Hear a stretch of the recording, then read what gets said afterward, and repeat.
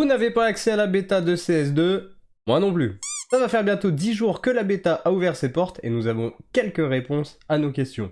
Dans cette vidéo, je vais voir avec vous des points qui me semblent importants au sujet du dernier né de Counter-Strike et pourquoi ce n'est pas si grave de ne pas encore avoir votre accès.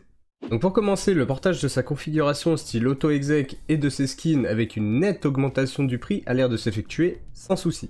Quand vous vous entraînez sur un serveur à trouver des stuffs, vous avez la possibilité de voir directement où va pop la smoke avec une petite fenêtre qui va apparaître sur votre jeu. Même si avant il y avait l'alternative du alt gauche, c'est une évolution majeure, vous n'aurez pas à vous déplacer à travers la map pour voir où va votre smoke, ou votre flash, peu importe. Le menu est plus épuré avec des effets et des couleurs plus sympas. La question va être de savoir s'il vaut mieux jouer en 16 neuvième ou en 4 tiers qui semble vraiment horrible au travers de ce qui est visible sur plusieurs streams. Le jump throw est directement implanté dans le jeu via la console pour l'activer, donc plus d'histoire où l'on se rend compte de son oubli au moment de lancer son stuff.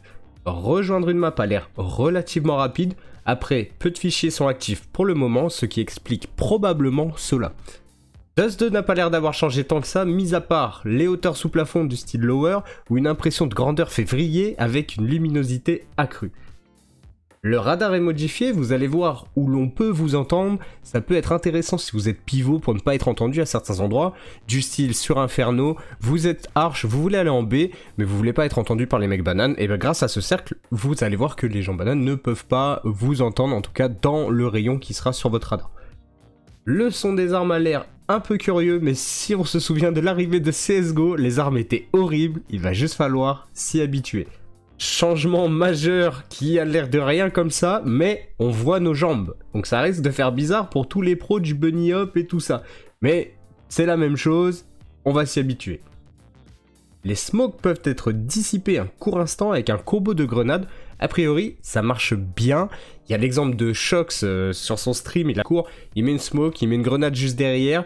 Le temps qu'il avance, il se glisse derrière et il prend la décale porte et c'est réglé.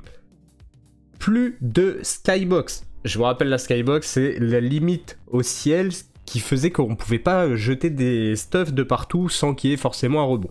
Alors là, pour faire clair, vous allez pouvoir exec partout, de partout. Enfin, d'après les premières informations que l'on a. Le suivi du viseur, le follow crosshair, je sais pas exactement comment ils ont appelé ça, mais ça va clairement aider tous les mecs comme moi qui savent pas full correctement après 10 balles, ou même moins, hein, je vous vois. Pour le moment, il n'y a que des deux et la possibilité de faire du matchmaking. Les images animées sont visibles en jeu, on en a absolument rien à faire. En haut, vous allez voir le nombre de joueurs restants à la manière de l'ancien Counter-Strike, mais c'est écrit en tout petit 5 vs 5 ou 5 vs 4 avec le nombre de personnes qui restent. C'est absolument affreux, j'espère qu'ils vont corriger ça. Le nouveau système de tick rate qui remplace le 64 a l'air correct, mais plusieurs joueurs comme Forest, Olof, sur leur dernier live disaient avoir l'impression d'être en 64, mais sans réelle base de données pour comparer. Donc, affaire à suivre. Beaucoup de cheats vont être détectés, car les fichiers forcément vont changer, donc les anciens cheats ne fonctionneront plus. Et s'ils utilisent, je parle de Valve, la méthode pour Dota 2 avec des fichiers cachés non accessibles par les joueurs lambda qui vont laisser une empreinte par rapport aux gens qui auront consulté des fichiers qu'ils n'ont pas accès, ça va être forcément quelque chose d'anormal, ça va être repéré et ils vont se retrouver à être ban pour utilisation de fichiers qui n'ont pas le droit et par conséquent retrouver des traces de cheat. Le double zoom du sniper est significativement plus long, comme a pu s'en plaindre Kadian au showmatch ESL ou Smith en parlait sur son live. Avant, vous avez clic et c'est bon. Là, c'est vraiment clic, c'est plus long et le son est pas terrible. Voilà, c'est actuellement à peu près toutes les informations que nous avons au travers des différents joueurs qui ont pu essayer la bêta.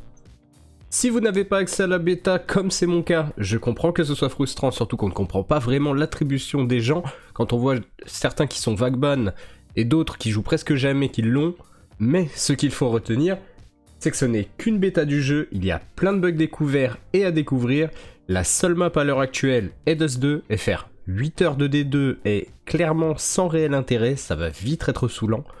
Sera-t-elle la version officielle? On ne sait pas. Les smokes resteront comme ça. Même réponse, on ne sait pas. Avec le temps, il y aura forcément une amélioration de prise en considération des configurations plus modestes. Enfin bref, arrêtez de vérifier l'intégrité de vos fichiers CSGO et de lancer le jeu 20 fois de suite.